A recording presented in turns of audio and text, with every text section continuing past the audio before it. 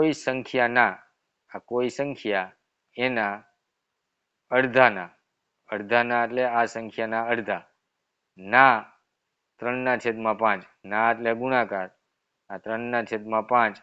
બરાબર 36 હોય નહીતર બીજી રીતે કેવી રીતે લખી શકીએ એક સંખ્યા એના અડધા ના 3/5 જો 36 હોય તો આ સંખ્યા કઈ તો ઉપરનો ગુણાકાર કરો એટલે x